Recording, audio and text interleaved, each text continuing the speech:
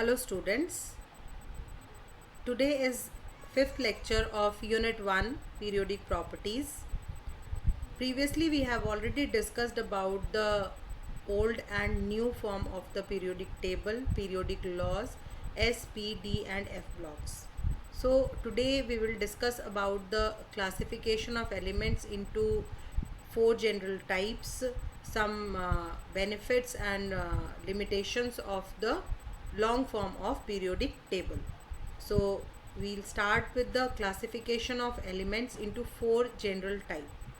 On the basis of the periodic table, the long form of periodic table, we have discussed about the classification in blocks, that is S, P, D and F block.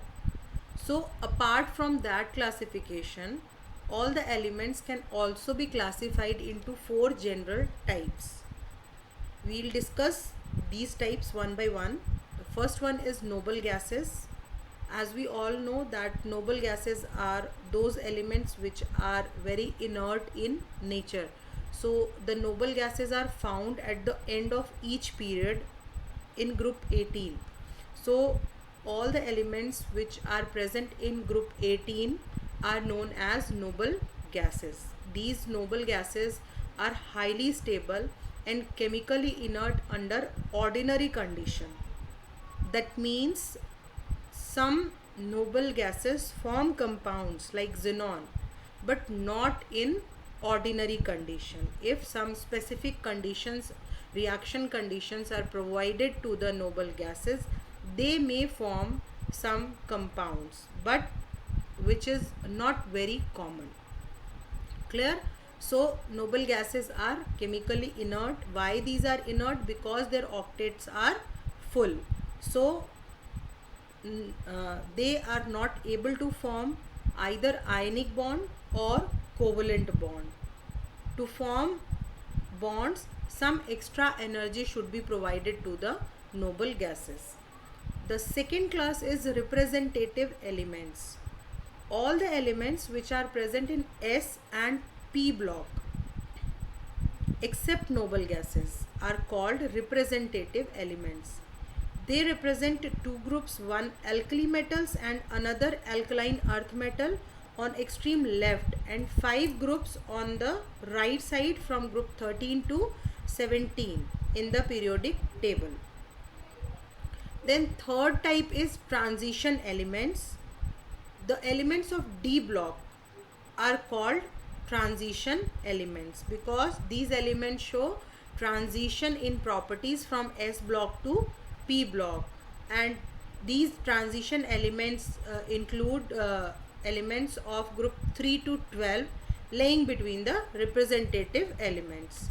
Then the fourth type is inner transition elements. The F block elements, lanthanoids and actinoids, are known as inner transition elements because these elements are came out from the transition group.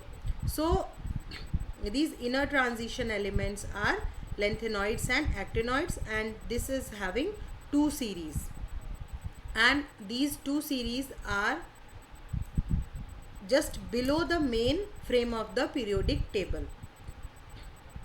Then there are some advantages of the long form of periodic table over the older version of the periodic table. So here we will discuss one by one these advantages. The first advantage is that the classification is based on atomic number, which is a more fundamental property of the element as compared to the atomic weight, which was in older version of the periodic table or Mendeleev's periodic table.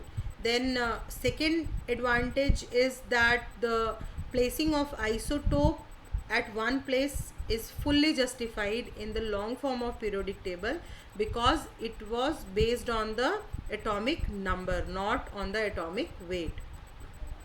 Next advantage is the position of element in the periodic table is governed by the electronic configuration, which determine their property, because all the properties of element is dependent on the electronic configuration.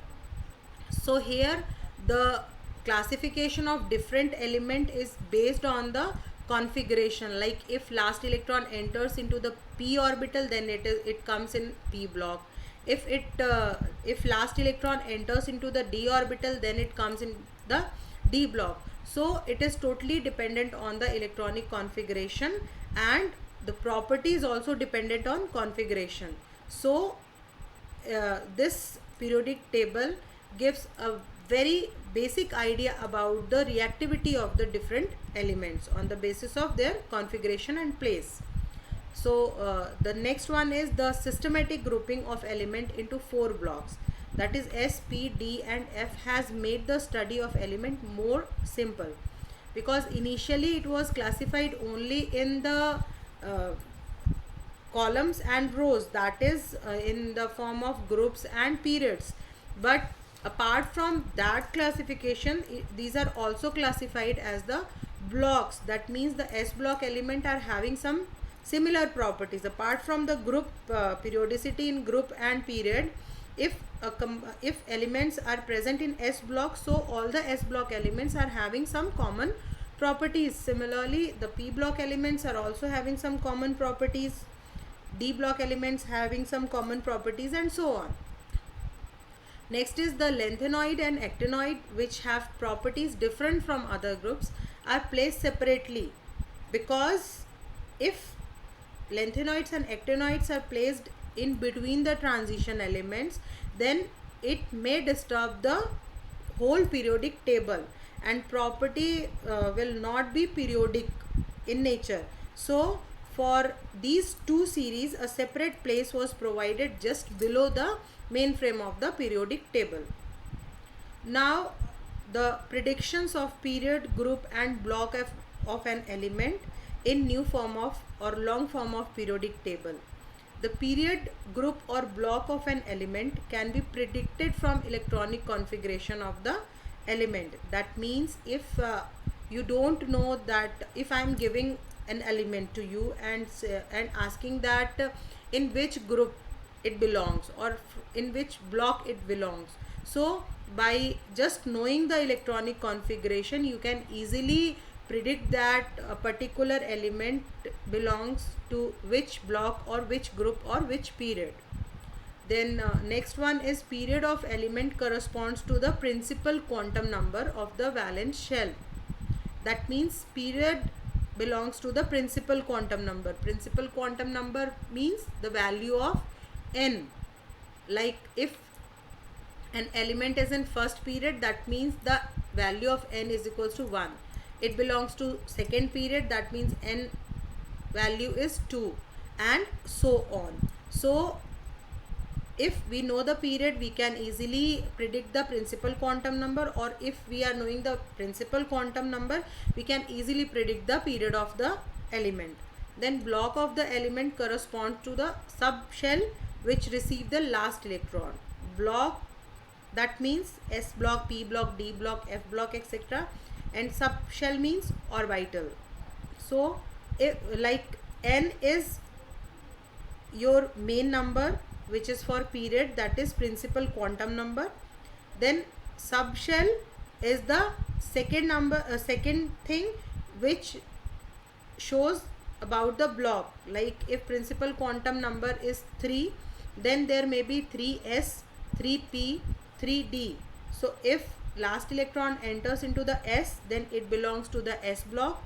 If last electron enters into the P, then it belongs to the P block. And if last electron enters into the D, then it belongs to the D block. Whereas if principal quantum number is 3, that means these all elements, whether from P block, S block or D block, they all lie on the third period.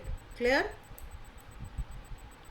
Next is group is predicted from the number of electrons in the outermost shell or penultimate shell in case of D block elements. So how many number of electrons are present in outermost shell?